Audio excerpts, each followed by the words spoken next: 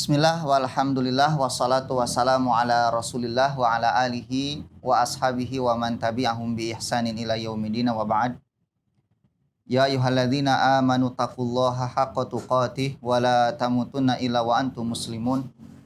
Fa inna asdaqal haditsi kitabullah wa khairal hadyi Muhammad sallallahu alaihi wasallam. Wa syarrul umuri muhdatsatuha wa kullu muhdatsatin bid'ah wa kullu bid'atin dhalalah wa kullu dhalalatin finnar. Sobat fillah yang dirahmati oleh Allah Subhanahu wa taala. Alhamdulillah di Sabtu malam ini kita berjumpa kembali dalam kajian kitab Ushulul Iman ala Dawil Kitabi was Sunnah, dan bab ini atau pada malam ini kita masuk pada pembahasan al-ghulu, di mana ghulu ini menjadi salah satu sebab terbesar manusia terjerumus ke dalam kesyirikan. Sebelum masuk ke pembahasan berlebih-lebihan di dalam mencintai orang soleh, apa yang dimaksud dengan ghulu itu? Nah, secara bahasa, yang namanya ghulu itu adalah melampaui batas atau mujawazatul had, itu ghulu namanya. Jadi segala sesuatu yang melampaui batas itu ghulu. Nah, secara istilah bahwa yang namanya ghulu itu adalah melampaui batas-batas apa yang Allah syariatkan. Jadi Allah itu sudah punya batas di dalam syariat, di dalam agama. Batasnya ini sampai sini. Tapi kemudian orang itu berlebih-lebihan. Ya. Nah, jadi yang dimaksud dengan ghulu adalah melampaui batas apa yang Allah syariatkan di dalam beribadah. Baik berupa akidah gitu ya, atau ibadah-ibadah yang sifatnya apa? Praktis. Makanya dalam beberapa riwayat kita nanti akan menemukan Nabi itu tidak suka dengan orang-orang yang menjalankan agama Islam ini tapi secara berlebihan. Nabi nggak suka. Nah, apa hukumnya di dalam agama ghulu itu? Para ulama mengatakan ghulu di dalam beragama itu haram hukumnya. Ada beberapa ayat, beberapa hadis Nabi Shallallahu Alaihi Wasallam, di antaranya misalnya surat An-Nisa ayat 171. Allah berfirman, Ya ahlal kitab la taglu fidinikum. Wahai ahlul kitab, Yahudi dan Nasrani, janganlah kalian berlebih-lebihan di dalam agama kalian. Nah, ini menunjukkan bahwa berlebih-lebihan di dalam beragama itu bagian dari sunnahnya Yahudi dan Nasrani. Jadi kalau ada seorang muslim berlebih-lebihan di dalam agama, maka dia telah tasyabuh dengan orang Yahudi dan Nasrani. Dan kita tahu hukum tasyabuh dengan Yahudi Nasrani itu apa? Haram. Man tasyabbaha biqaumin fahuwa minhum. Gitu. Kemudian Allah berfirman, wala taqulu 'alallahi illal haqqo, dan janganlah kalian mengatakan atas Allah kecuali sesuatu yang hak benar. Artinya kalau berbicara atas nama Allah harus ada dalilnya. Gitu ya. Tidak boleh kita mengatakan ini halal, ini haram kecuali ada dalil dari Allah Subhanahu wa taala. Nah, di dalam sejarah gereja bahwa banyak orang-orang Kristen ketika itu yang menghalalkan sesuatu, mengharamkan sesuatu, itu hanya mengikuti pendeta-pendeta mereka saja. Makanya orang-orang Kristen itu dianggap oleh Allah telah menjadikan pendeta-pendetanya itu sebagai sesembahan selain Allah Subhanahu wa taala. Gitu. Kan Adi bin Hatim dulunya Nasrani kan? Berkata kepada Rasulullah Shallallahu Alaihi Wasallam bahwa orang-orang Nasrani tidak menjadikan pendeta sebagai Tuhan. Tapi kemudian Nabi mengatakan, bukankah ketika pendeta-pendeta itu menghalalkan, kalian pun menghalalkannya? Iya ya Rasulullah. bukankah ketika mereka mengharamkan sesuatu, kalian pun mengharamkannya? Iya ya Rasulullah. Itulah cara mereka menjadikan pendeta-pendeta itu sebagai sesembahan selain Allah Subhanahu wa Ta'ala. Itu gulu.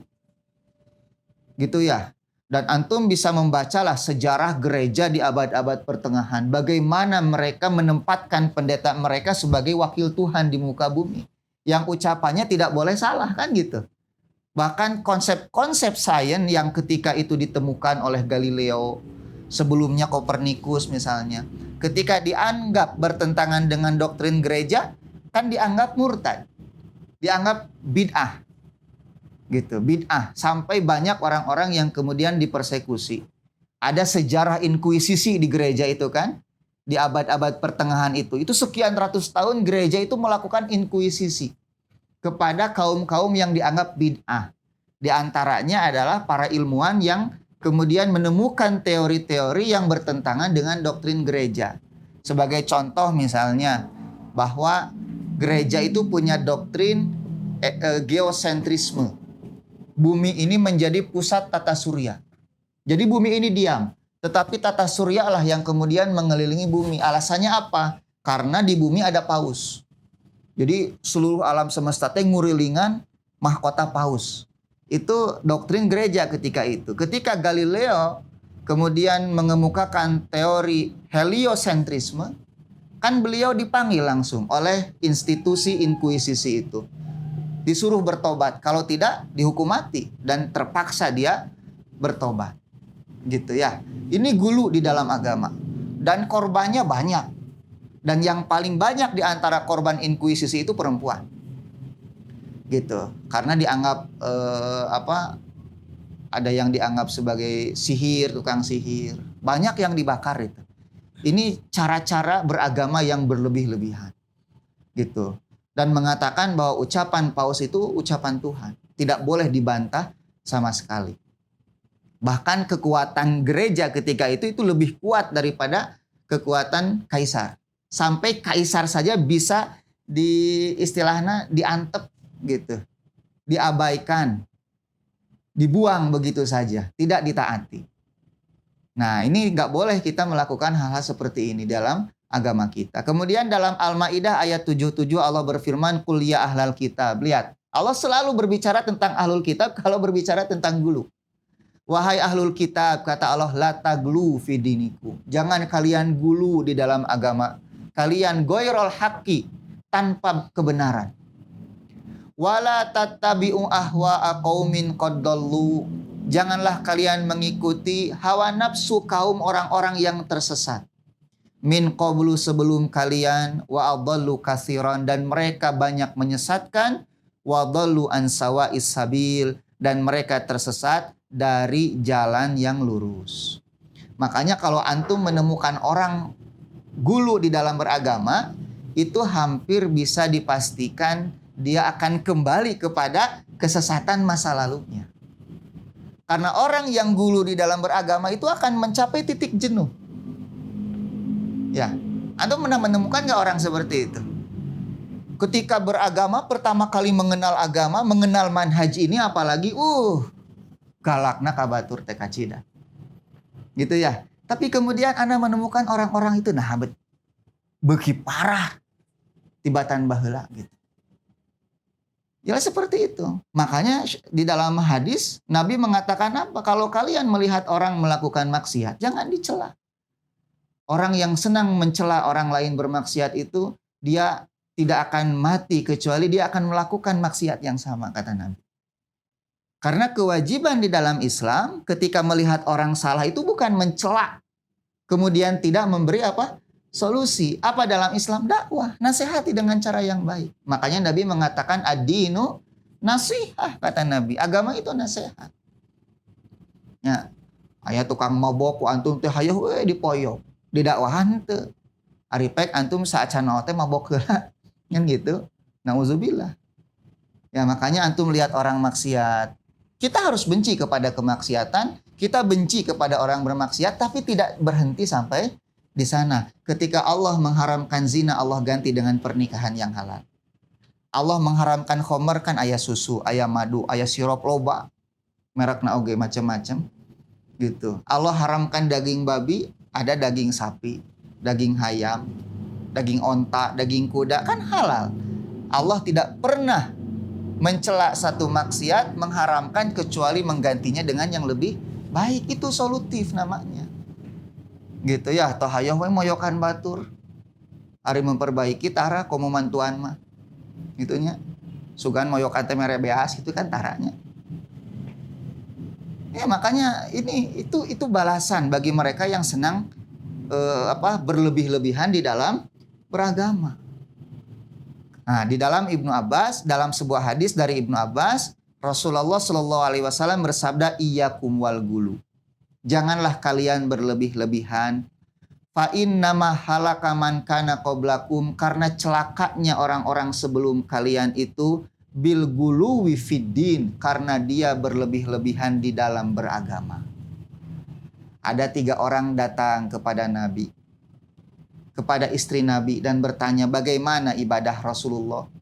Dijelaskanlah ibadahnya begitu hebat oleh istri Nabi itu. Kemudian 3 orang itu berkata, geuning kitu ibadah Nabi tanya. Begitu leketna Nabi padahal dosanya sudah diampuni. Lalu bagaimana dengan kita yang dosanya belum diampuni? Yang satu orang bilang, mun kitu mah saya mau terus sholat, tidak akan tidur. Lihat, itu sahabat Nabi nih. Rek sholat, moal tidur. Ayo orang makan sare wae teu sholat-sholat kan gitu. Itu sahabat Nabi itu berazam untuk sholat dan tidak akan tidur. Yang satu lagi berkata, aku akan puasa dan tidak akan pernah berbuka. Yang satu lagi berkata, aku akan fokus ibadah dan tidak akan menikah. Aril kunaon can nikah wae Aril? Fokus ibadah? Di sahabat Nabi maki Aril. Azamna teh aku nggak akan menikah, akan fokus beribadah. Namanya tabatul yang seperti itu teh. Ayo orang mah ibadah natara hayo we mikiran nikah deui. Kan gitunya. Ayo ibadah ngedul nugi kade tong siga kitu. Nya. Kemudian terdengar oleh Nabi ucapan itu. Kemudian Nabi marah. Nabi mendengar ucapan semangat ini tidak sahabatku bersemangat, enggak. Tapi Nabi malah marah. Hei, kata Nabi, kalian yang berkata begini begitu, aku ini orang yang paling takwa di antara kalian dan paling tahu kepada Allah. Tapi aku sholat, aku pun tidur. Aku puasa, aku pun makan. Wa atazawwajun nisa, dan aku menikahi an-nisa. Lihat, bukan almar'ah bahasana. Almar'ah mah istri hiji. Aya an-nisa mah seueur. Gitu tah. Ieu sunah Nabi nu orang sararieun teh gitunya. Wa atazawwajun nisa, aku menikahi wanita-wanita, kata Nabi. Kemudian Nabi mengatakan, man rogiba an sunnati falaisa minni. Barang siapa yang benci dengan sunnahku, maka dia bukan bagian dari umatku. Ini lihat larangan Nabi kepada sahabat yang berlebih-lebihan di dalam beragama. Kemudian di dalam hadis riwayat Muslim, Nabi Shallallahu Alaihi Wasallam berbicara, halaka al-mutanatti'un, kata Nabi, sungguh celaka orang-orang yang berlebih-lebihan itu. Sampai 3 kali Nabi mengatakan, celaka orang yang berlebih-lebihan, celaka orang-orang yang berlebih-lebihan.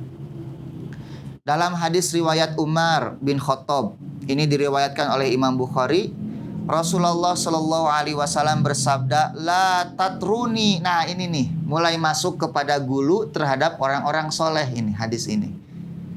Nabi bersabda, la tatruni kama atorotin nasoro Isa ibnu Maryam. Janganlah kalian mengkultuskan aku. Janganlah kalian mengkultuskan aku sebagaimana orang-orang Nasrani mengkultuskan Isa ibnu Maryam. Innama ana abdullahi wa rasuluh. Sesungguhnya aku ini, kata Nabi, adalah hamba Allah dan Rasulnya. Sahabat cinta tidak kepada Nabi? Cinta. Bahkan tidak ada yang melebihi cintanya sahabat kepada Nabi. Walaupun orang-orang zaman sekarang mengatakan cinta kepada Nabi, bahkan sampai berlebih-lebihan melakukan sesuatu yang Nabi dan sahabat sendiri tidak melakukannya. Ya, contoh misalnya mengaku cinta mengadakan maulid. Padahal Nabi tidak ingin dicintai dengan cara seperti itu. Berarti ini sudah melebihi batasan yang ditetapkan oleh Allah dan Rasul-Nya. Karena sahabat saja yang sangat mencintai Nabi, tidak ada yang melakukannya. Bagaimana bukti sahabat mencintai Nabi? Dengan mengikuti sunnahnya. Kalau antum ditanya, naha teu muludan, jawabna karena mencintai Nabi. Gitu ya. Lamun muludan sunnah, moal aya nu ngalakukeun. Buktina salat tahajud sunnah teu sarolat. Nya. Salat duha teh sunnah teu sarolat. Da di urang mah kitu. Sunnah teh paheula-heula ditinggalkeun. Lamun makruh paheula-heula dilakukeun. Cenah ngarokok teh makruh paheula-heula eta teh. Matak naha tara tahajud bae da sunnah gitunya. Kunaon ngarokok wae bae da makruh kan gitu di urang mah. Nah, matak lamun muludan sunnah teh bakal moal aya nu ngalakukeun. Da di urang mah kitu. Nah, ini menunjukkan muludan teh teu sunnah-sunnah acan. Dan itu bukan bukti kecintaan kepada Nabi. Nah, sahabat itu cinta kepada Nabi. Tapi lihat, Nabi mengatakan, kalaupun kalian mencintai aku, jangan sampai mengkultuskan aku. Sampai menempatkan Nabi selebih dari apa yang Allah tetapkan sebagai hamba dan Rasul. Karena itu tabiat orang Nasrani. Isa ibnu Maryam teh eta teh Nabi jeung Rasul. Tapi ku orang Nasrani mah dianggap sebagai anak Tuhan. Suatu hari Imam Abu Bakar Al-Bakilani dipanggil oleh Raja Romawi. Raja Romawi tahu ini orang pinter.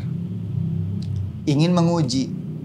Ketika beliau mau masuk, si gerbangna teh ngahaja diturunkeun saeutik. Ngarah pas lebet teh dongkok kieu tah. Ruku kapayuneun raja. Ari Imam Bakilani apal. Ieu modus ti raja ngarah urang ruku. Tungtungna mundur jadi nonggeng gitu asupna teh. Nya jadi imbitna heula asup teh. Ketika itu raja sadar bahwa ini orang bukan orang sembarangan. Ketika masuk melihat pendeta di situ begitu banyak, Imam Bakilani bertanya kepada salah seorang pendeta, "Bagaimana keadaan istri dan anakmu?" Raja ngambek, "Sembarangan. Kamu ini orang pintar. Dan kamu harus tahu bahwa pendeta-pendeta kami itu tidak menikah dan punya anak. Mereka disucikan dari menikah dan punya anak." Kemudian Imam Bakilani mengatakan, kalau engkau menganggap pendetamu suci, tidak menikah dan tidak punya anak, lalu bagaimana engkau menganggap Tuhan menikahi Maryam dan punya anak? Beuki ngaheuleung teh raja teh. Nya, beuki ngaheuleung atuh raja teh. Terus raja itu bertanya, "Ari Muhammad perang teu?" "Perang." "Menang tidak?" "Menang." "Kalah?" "Oh, kalah juga. Perang Uhud kan kalah Nabi." Lalu kata raja itu, "Bagaimana mungkin seorang Nabi bisa kalah dalam berperang?" Imam Bakilani kemudian bertanya lagi, "Bagaimana mungkin Tuhan bisa mati di tiang salib?" Fabuhital ladzi kafar. Maka orang kafir itu pun kemudian terdiam dan tidak bisa menjawab. Ya, pintarna umat Islamanya. Matak tong gulu bisi bodoh. Ya. Nu gulu mada bodoh. Ngan saukur nu nutur bari jeung teu ngarti. Tah yang nu kitu teh namina taklid teh. Kapan orang teh ahlu sunnah cenah tara taklid orang banyak tara gulu. Nah geuning bet aya asal ustad ieu nu nyarios dituturkeun bae ngarti henteu nama ku mangke. Itu nggak benar di dalam beragama seperti itu. Itu kultus namanya, kultus individu yang seperti itu. Ya, jangan karena antum mencintai Ustadz Fulan, kemudian semua fatwanya diikuti padahal salah, keliru. Gitu. Ini nggak benar dalam beragama. Yang kita pegang katanya kan bukan ucapan fulannya, tetapi dalil dan istidlalnya. Itu yang harus kita pegang. Dalilnya apa? Bagaimana istidlalnya benar atau tidak? Ulangan seukur dalil. Khawarij oke nggak dalil. Khawarij pun berdalil ketika mengkafirkan Ali. Inil hukmu illa lillah. Tetapi kata Ali, ucapan benar, urida bihil batil. Maksudnya batil. Kenapa? Istidlalnya tidak benar. Makanya kita dalam beragama itu mengikuti dalil. Bukan Ustadz Fulan, bukan. Kalau Ustadz Fulan itu punya dalil, itu yang kita pegang, gitu kan ya. Sehingga dalam beragama, kita mengerti. Kita melakukan ini karena Ustadz Fulan berkata ini, dalilnya ini, gitu. Kita melakukan ini, Ustadz Fulan ini berkata ini, dalilnya ini jelas, dalilnya itu. Bukan, kunaon bet kieu da saur Ustadz. Kunaon Ustadz gitu, dukanya abi kieu teu ngarti. Atuh ulah gitu. Ira harek maju orang ngajina. Nah, jadi ikhwan, ketika kita mengikuti seseorang tanpa kita mau tahu alasannya, pokoknya kita membabi buta lah mengikuti geus babi buta, kan babi mah heuras beuheung. Tuluy lolong deh. Tunggul dirarut, catang dirumpak, ari babi makan gitu. Pokoknya yang bicara ustadz ini mas saya ikuti. Tapi ketika yang bicaranya ustadz yang lain, padahal benar dalilnya, tidak mau ikuti. Kenapa? Karena bukan ustadz ini yang bicara. Nah ini, cara beragama yang gulu ini. Berlebih-lebihan. Bahkan Nabi mengatakan, jangan kalian kultus kepadaku. Lalu bagaimana kita kultus kepada orang yang, ya ustadz gitu, manusia biasa. Gitu, yang bisa salah, bisa benar. Nabi mah maksum. Betul tidak? Andai kata beliau mau dikultuskan, Nabi mah maksum. Dijaga dari kesalahan dan dosa. Lebih berhak untuk dikultuskan. Tapi Nabi melarang. Karena pengalaman sejarah di mana ketika orang Nasrani mengkultuskan Isa, menempatkan Isa bukan pada tempatnya. Selebih dari apa yang Allah tempatkan sebagai Rasulnya.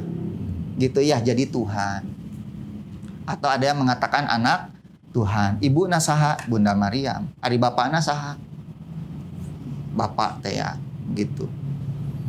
Nah ini ikhwan, makanya di dalam hadis riwayat Imam Bukhari dari Ibnu Abbas, bahwa kesyirikan yang terjadi pertama kali kepada umat manusia ini adalah kesyirikan kaum Nuh alaihi salam. Apa penyebabnya?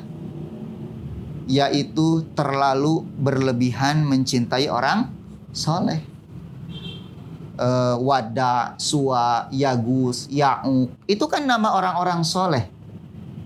Ketika mereka meninggal, kata Nabi, datanglah setan. Kemudian setan itu berkata kepada para pengikutnya, bikinlah patung orang-orang soleh itu. Untuk apa? Untuk mengenang. Gitu ya, untuk mengenang. Kemudian mereka pun membuat patung. Dan mereka duduk di pinggir patung itu tidak menyembah patung tersebut, kata Nabi. Sampai akhirnya generasi orang yang membuat patung itu meninggal dan setan datang kembali. Apa yang dikatakan oleh setan? Dulu orang tua kalian menyembah patung tersebut. Akhirnya tersesatlah generasi tersebut, menjadikan patung-patung itu sebagai apa? Tuhan. Makanya kenapa di dalam Islam sangat diharamkan membuat apa? Patung. Diharamkan dalam Islam itu membuat patung. Sampai Nabi SAW itu mengatakan bahwa Allah melaknat al-musawwirin, para pembuat patung. Kadenya musawwirin itu lain tukang fotokopi. Nah bahasa Arab tukang fotokopi musawwir sarua. hadisnya tong gawe itu fotokopi dilaknat ku Allah lain. Yang dimaksud dengan musawir di situ adalah membuat berhala atau patung-patung dan gambar-gambar yang bernyawa. Itu dilaknat, hukumnya haram. Kenapa? Bisa saja generasi sekarang tidak mengkultuskan patung itu. Tetapi sekian puluh tahun ke depan, siapa yang menjamin anak cucu kita tidak menyembah patung tersebut? Karena itu terjadi kepada kaumnya siapa? Nuh alaihi salam. Mata lamun aya nu soleh teh biasa we. Kita boleh meminta doanya, boleh. Kita belajar kepada dia ilmunya silahkan. Kita menghormati dia sebatas manusia yang pasti punya apa? Kesalahan. Jangan sampai kemudian menjadikan orang ini standar kebenaran. Kalau kita nggak suka sama orang ini berarti kita nggak beriman. Nu jadi standar keimanan mah mencintai Nabi, ikhwan. Mencintai para sahabat Nabi. Kita ada manusia biasa yang memang harus saling menghargai dan saling menghormati. Tapi jangan berlebihan. Gitunya, tang berlebihan. Lupikeun ka parbut, tilas cai eutna. Tabaruk cina tabaruk ka ustad. Ulah usum corona ieu teh. Bisi katepaan buah si ustad teh OTG. Orang tanpa gejala. Gitu ya. Gak boleh, Wan. Sampai menjadikan orang ini seolah-olah maksum. Hatta ikhwan keturunan Nabi tidak ada yang maksum, ikhwan. Ya, Nabi berkata kepada Fatimah, andai kata anakku Fatimah mencuri, aku yang akan memotong tangannya. Hai Fatimah, kata Nabi, salini masyikti. Mintalah kepadaku apa yang engkau inginkan, kata Nabi. Fa inni la ugni anki minallahi syai'a. Karena aku tidak akan bermanfaat bagimu di hadapan Allah kelak. Makanya Nabi mengatakan, barang siapa yang terlambat amalnya, tidak akan pernah dipercepat oleh nasabnya, kata Nabi. Hatta walaupun dia nasabnya bersambung kepada Nabi. Ya, kita wajib menghargai dari sisi kemuliaan nasab dia. Tapi lamun melakukan bid'ah tong diturutan. Gitu ya. Jangan mentang-mentang misalnya ada keturunan Nabi melakukan kebid'ahan. Oh, ada ieu mah turunan Nabi, maknya salah. Make jeung maknya. Ya, ari Abu Lahab teh sahana Nabi eta teh. Pamannya Nabi, Abu Lahab tuh. Tapi mati di atas apa? Kekafiran. Jadi ikatan di dalam Islam itu ikatan keimanan yang lebih diutamakan. Kita tidak menghinakan keturunan Nabi, tetapi kita mengikuti mereka ketika mereka mengikuti sunnah Rasulullah Shallallahu Alaihi Wasallam. Itu yang seharusnya. Karena ada sebagian orang lamun sholat tong maca surat Al-Ahzab cenah. Tabat yada nah aku naon eta teh emangna Nabi. Kok gua Allah nu ngaieuna oge. Nu melaknat Abu Lahab teh kan Allah. Allah yang melaknat Abu Lahab itu. Masa kita jadi gak boleh membaca ayat itu? Itu karena itu pamannya Nabi. Cek Allah oge tabat yada Abi Lahabi wa teu naon. Nah, jadi ikhwan, ini pelajaran buat kita ya. Jangan sampai kita terlalu berlebihan mencintai orang soleh karena itu bibit kesyirikan. Bahkan kesyirikan yang terjadi pertama kali itu di dalam kecintaan. Makanya ibadah terbesar kepada Allah setelah tauhid itu apa? Mahabbah. Ya, mahabbah kepada Allah Subhanahu wa taala. Karena dengan mahabbah kepada Allah ini menafikan mahabbah ibadah yang lain kepada selain Allah Subhanahu wa taala, gitu. Nah, ada beberapa macam gulu gitu ya. Yang pertama gulu di dalam memuji seseorang. Ini nggak boleh. Gulu di dalam memuji seseorang. Sebagaimana orang-orang Syiah memuji siapa? Ali bin Abi Thalib. Gitu ya. Orang Syiah itu terjerumus pada kesyirikan dengan pujiannya yang berlebihan kepada Ali bin Abi Thalib. Gitu. Dan ini terjadi juga diikuti oleh orang-orang sufi kemudian. Bagaimana mereka memuji Abdul Qadir Jailani. Padahal Abdul Qadir Jailani sendiri seorang yang soleh. Bermazhab Hambali beliau itu. Muridnya Imam Ghazali. Abdul Qadir Jailani itu muridnya Imam Ghazali. Dan beliau ahlus sunnah wal jamaah. Orang-orang setelahnya ya kemudian yang mencintai beliau berlebihan. Sampai akhirnya muncul kisah-kisah yang berlebihan juga. Nabi Muhammad teh cenah bahasa Isra Mi'raj itu teh dari Baitul Maqdis ke Lauhul Mahfuz teh eta teh naik karena tak-takna Abdul Qadir Jailani dikitukeun celeng ka luhur. Nepikeun ka kitu. Bakatingku gulu. Suatu hari Abdul Qadir lewat, ada ibu-ibu nangis. Kenapa Bu nangis? Anak saya meninggal. Langsung ngapung Abdul Qadir Jailani, ngudag malaikat maut. Direbut eta nyawa. Diasupkeun deui, hirup deui. Teu percaya, matak baca Manaqib Abdul Qadir Jailani. Kita bukannya menghinakan Abdul Qadir Jailani, tidak, tapi kita menempatkan beliau sebagai Ahlus Sunnah wal Jamaah. Dan beliau tidak seperti itu. Gitu ya. Kalaupun mau coba kaji misalnya ilmu pendidikan beliau, ilmu akidah beliau dalam kitab Al-Ghunyah, itu Ahlus Sunnah. Jangan baca yang seperti tadi gitu, nggak ada manfaatnya, itu gulu fis sholihin. Banyaklah keanehan-keanehan tentang Syekh Abdul Qadir Jailani. Nah, ini biasanya orang-orang sufi. Orang-orang tarekat lah. Kalau zaman sekarang jangan sufi, tarekat. Karena Ibnu Qayyim pun sufi, tetapi sufi yang sesuai dengan apa? Sunnah Nabi gitu. Nah, yang sekarang itu tarekat lah istilahnya. Kemudian ikhwan, itu ya diantara contoh. Yang kedua, ini ada beberapa hadis yang kalau dibaca ikhwan kayaknya akan terlalu banyak hadis-hadis ini kalau kita baca, dan waktunya tidak akan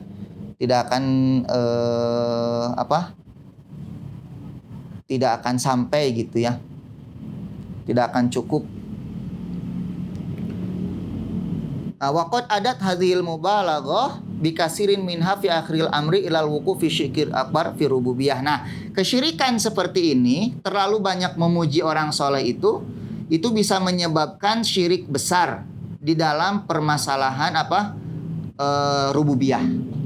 Sampai ada sebagian orang-orang sufi di sini dikatakan yang menganggap ada orang-orang yang bisa mengatur alam semesta.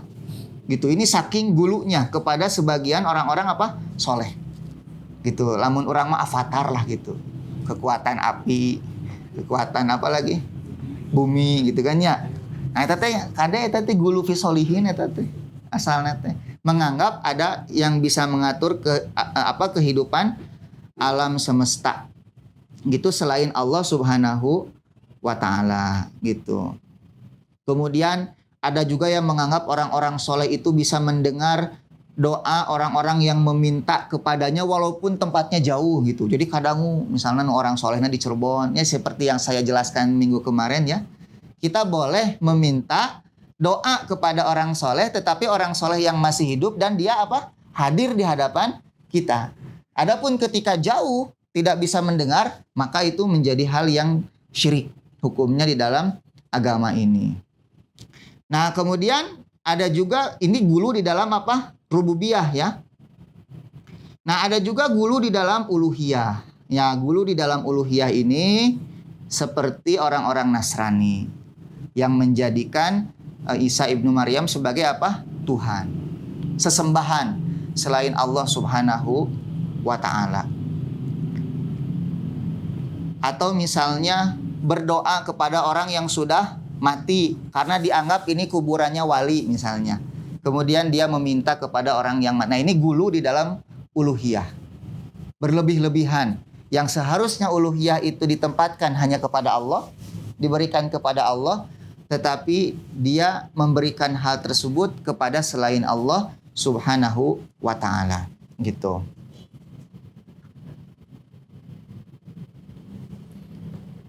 Nah, bahkan ikhwan di sini dikatakan apabila gitu ya Rasulullah Shallallahu Alaihi Wasallam saja tidak boleh dipuji secara berlebihan gitu. Lalu bagaimana dengan orang-orang selain Nabi yang seringkali bermaksiat kepada Allah Subhanahu wa taala? Nabi itu bersih dari dosa, Nabi itu maksum. Lalu bagaimana kita gulu kepada selain Nabi? Padahal Nabi Shallallahu Alaihi Wasallam saja tidak boleh kita gulu kepada beliau. Nah, di sini dikatakan bahwa orang-orang yang gulu kepada orang-orang soleh sampai membuat patung-patung mereka, termasuk patung-patung Nabi itu kan tidak boleh juga, gitu ya. Patung Nabi tidak boleh juga. Makanya kemarin siapa si Macron itu dosanya berlapis-lapis orang seperti itu. Karena orang seperti si Macron itu sudah makafir, kemudian dia berdusta atas nama Nabi Shallallahu Alaihi Wasallam. Karena segala sesuatu yang berkaitan dengan Nabi itu harus dengan sanad, hadis, gitu ya. Nah, kalau dia misalnya membuat wajah Nabi itu seperti ini, berarti dia telah membuat hadis palsu. Dan Nabi mengatakan, barang siapa yang berdusta atas namaku, hendaklah dia menempati tempat duduknya di mana? Di neraka. Nah, ada orang-orang yang kemudian menggambar Ali bin Abi Thalib, kan? Kayak orang Syiah. Ada juga orang yang menempatkan ini gambar Nabi Muhammad, setelah diteliti, itu gambar banci. Gitu, gambar banci. Nah, kemudian ada yang gambar Abu Bakar. Pernah dijual 5 ribuan di sisi jalan. Ngajajar Abu Bakar, Umar, Utsman dan Ali dalam satu poster. Harganya 5.000 nih, asa murah-murah tuh. Ini cik orangnya. Ini penghinaan yang berlapis-lapis deh. Ini penghinaan berlapis-lapis itu. Tapi apa yang menyebabkan itu semua? Gulu. Kecintaan yang berlebih-lebihan. Sampai mereka menggambarkan atau berimajinasi tentang wajah para sahabat. Sebagaimana orang-orang Nasrani berimajinasi tentang wajah siapa? Yesus. Gitu. Makanya orang Barat ketika mematungkan Yesus itu ya seperti mereka wajahnya. Hidungnya mancung, kulitnya putih, rambutnya pirang, panjang ikat. Kata orang-orang yang berkulit hitam, ini rasis ini. Ya, kenapa aku harus diciptakan oleh orang yang berkulit putih kan gitu. Dan aku harus menyembah yang kulit putih. Makanya orang kulit hitam gak mau kalah. Di Afrika bikin lagi imajinasi Yesus yang berbeda sama sekali dengan yang di Barat. Gitu ya, kulitnya hitam. Balas dendam supaya orang Barat menyembah yang berkulit hitam. Ya, jadi pertarungan imajinasi akhirnya di antara mereka. Dan karena pertarungan rasisme di sana itu sampai sekarang masih tetap ada. Gitu. Saya tidak sedang menghina satu agama tertentu. Saya sedang menjelaskan ini akidah kita sebagai umat Islam. Gak boleh kita melakukan hal-hal seperti itu. Gitu ya. Tidak boleh kita melakukan hal-hal seperti itu. Makanya nih ada hadis-hadisnya, inna asyadana si azaban yaumal qiyamah al-musawwirun.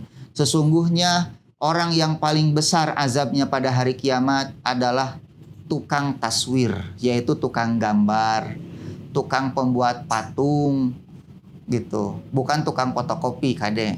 Kalaupun mau membuat gambar, kata Ibnu Abbas, gambarlah pepohonan, gitu ya. Kemudian pemandangan. Nah, oleh sebab itu, di sini dikatakan, hendaklah kaum muslimin berhati-hati, kata para ulama, agar mereka tidak terjerumus ke dalam gulu ini dengan cara membuat gambar-gambar seperti apa yang dijelaskan di dalam hadis-hadis tersebut, gitu. Nah, di sini ada tambahan lagi ya untuk hadis tadi, untuk hadis tentang orang Nasrani yang menyanjung Isa ibnu Maryam. Sudah adzan belum? Belum. Nah, di sini dikatakan wal muradu hadal hadis, yang dimaksud dengan hadis tersebut, la tamdahuni, janganlah kalian memujiku, fataglu, kemudian berlebih-lebihan di dalam memuji. Fataglu fi madhi, kama golat an-nasoro, sebagaimana berlebih-lebihannya orang Nasrani fi Isa. Fadda'au fihi rububiyah, kemudian orang Nasrani meyakini adanya rububiyah kepada Isa, di dalam Isa. Wal uluhiyah, dan uluhiyah. Wa innama ana abdullah, aku ini adalah hamba Allah. Fasifuni bima wasofani rabbihi rabbi, maka sifatilah aku dengan apa yang disifati oleh Tuhanku. Gitu. Siapa? Allah. Wakulu, dan katakanlah oleh kalian, Abdullahi wa rasuluh. Gitu ya, Abdullahi wa rasuluh. Fa'aba dhalal illa mukhalifata li amrih, Tetapi orang-orang Nasrani itu tersesat, gitu ya. Kenapa? Tidaklah ada yang menyesatkan mereka karena menyelisihi perintah dari nabinya tersebut. Irtikaban linahyih, malah mereka melakukan apa yang dilarang. Gitu. Jadi itu penyebab tersesatnya orang Nasrani itu. Menyelisihi perintah tetapi malah melakukan apa yang dilarang. Sehingga mereka terjerumus ke dalam kesesatan dengan mengagungkan Isa ibnu Maryam, bahkan menempatkannya dalam tempat Tuhan. Gitu. Walaupun mereka tidak mengingkari Allah ya. Allah mereka tetap yakini, tetapi kemudian mereka menganggap Allah itu punya anak dan anaknya Tuhan juga. Makanya dalam istilahnya ada Tuhan Bapa, ada Tuhan Anak. Nah, bagi kita itu satu konsep yang sangat membingungkan. Makanya konsep Tuhan di dalam Islam itu gampang saja. Lam yalid walam yulad walam yakul lahu kufuwan ahad. Beres dengan seperti itu, sehingga kita sebagai Muslim jangan mau seperti Yahudi, jangan mau seperti Nasrani. Maka kita katakan Nasrani itu Yahudi itu al-maghdub di dalam Al-Fatihah, dimurkai, dan Nasrani itu ad-dhalal, ad-dhalin, orang-orang yang tersesat. Itu kritik kita sebagai Muslim kepada ahlul kitab. Dan ahlul kitab itu di dalam konsep Islam adalah kafir. Itu ya, kafir. Yang kemudian di dalam istilah lemesna di urang mah non-muslim teh.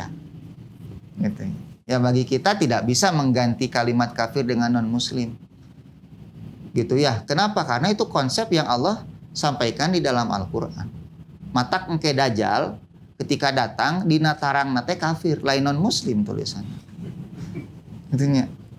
Ya dajjal kan kata Nabi apa? Kafaru, bukan non-muslim. Mal aya dajjal siga gitu. Gitu. Itu sudah menjadi konsep final di dalam agama kita. Tapi bukan berarti ketemu orang Nasrani di jalan, "Hei kafir." Bukan gitu. Ya, ini keliru. Ya. Dasar maneh mah kafir ka dieu pir. Gitu urang ngopi pir. Ulah. Gitu ya. Nabi pun enggak pernah ketemu orang Yahudi Nasrani kemudian Nabi kafir ka dieu, enggak. Gitu. Nabi hanya menyampaikan ayat bahwa Allah mengatakan Yahudi dan Nasrani yang tidak mengikuti kenabian Muhammad itu hukumnya apa? Kafir. Gitu. Hukumnya kafir. Bukan berarti kemudian kita mengkafir-kafirkan orang Yahudi dan Nasrani dalam kehidupan muamalah kita sehari-hari. Dan ini adalah tanggung jawab kita untuk menjelaskan kepada umat ini. Gitu ya. Kepada umat ini jangan kemudian dituduh ujaran kebencian, jangan berlebih-lebihan, karena mereka pun ketika membicarakan kita ya sama saja. Orang Nasrani menyebut kita domba tersesat, sugan kita nyeri hati, itu da orang malain domba gitunya gitu, domba tersesat. Coba antum lihat, perhatikan dalam Injil-Injil mereka atau dalam ceramah-ceramah pendeta mereka, kan kita itu dianggap domba-domba tersesat. Antum domba sanes? Gitu. Tapi apakah kita sakit hati? Enggak, karena kita menghormati konsep mereka. Nanti orang Buddha punya istilah tersendiri untuk orang-orang di luar mereka. Orang Hindu punya istilah tersendiri untuk orang-orang di luar mereka. Istilah kita sebagai kaum muslimin, orang di luar Islam itu namanya apa? Kafir. Gak usah sakit hati. Sama-sama saja. Gitu. Dan orang Nasrani pun kan gak pernah ketemu kita, "Mbak, kemana Mbak?" aja gitunya. Itu si domba keur ngaliwat, enggak gitu. Mereka pun sama saja. Nah, jadi janganlah kemudian konsep-konsep keilmuan ini dianggap ujaran apa? Kebencian. Itu enggak baik, enggak bagus gitu. Nah, ini kewajiban saya karena di dalam masalah keilmuan kita harus amanah ya. Ini amanah ilmiah. Enggak boleh kita menyembunyikan satu konsep di mana konsep itu adalah konsep yang benar. Di dalam dunia ilmiah gitu, itu harus disampaikan. Gak boleh ditaktil, dirubah, ditahrif, gak boleh. Nah, ini apa yang saya baca dari Al-Quran, dari Sunnah Nabi Sallallahu Alaihi wasallam, kemudian dari kalamnya para ulama bahwa penyebab ketersesatan ahli kitab baik Yahudi dan Nasrani adalah berlebih-lebihan di dalam mencintai orang yang soleh, termasuk orang musyrik. Cuma memang di dalam Islam istilah ahlu kitab walaupun mereka orang musyrik dalam pandangan Islam, tetapi mereka punya istilah tersendiri karena mereka menerima apa? Kitab, yaitu Taurat dan Injil. Nah, selain mereka disebut orang musyrik seperti Majusi, penyembah berhala disebut wasani, gitu ya, atau orang-orang penyembah berhala karena mereka tidak punya kitab, gitu ya. Mereka tidak punya kitab suci yang sifatnya samawi, yang Allah apa? Turunkan. Kalaupun mereka punya kitab suci, biasanya isinya hanya renungan-renungan filsafat saja. Seperti misalnya Hindu, Buddha gitu kan, itu kan isinya renungan-renungan filsafat. Makanya ada sebagian kalangan ilmuwan membagi agama ini kepada agama samawi, agama ardi, agama langit, agama bumi. Agama langit itu katanya 3, Yahudi, Nasrani, dan Islam. Padahal dalam pandangan Islam, agama langit ya hanya 1, Islam saja. Karena Musa pun dulu agamanya apa? Islam. Nasrani agamanya Islam. Nabi Muhammad agamanya Islam. Misinya sama, yaitu ketauhidan. Tidak ada yang kemudian mengajarkan Trinitas itu, tidak ada. Atau mengajarkan Uzair itu anak Allah seperti yang dikatakan oleh orang-orang Yahudi. Wa qalatil Yahudu Uzair ibnullah, kan gitu. Orang Yahudi mengatakan Uzair anak Allah. Nah, kemudian agama Islam ini terkontaminasi oleh keyakinan-keyakinan menyimpang dari sebagian apa? Pemeluknya. Cuma sayangnya keyakinan menyimpang ini kemudian melembaga, gitu ya.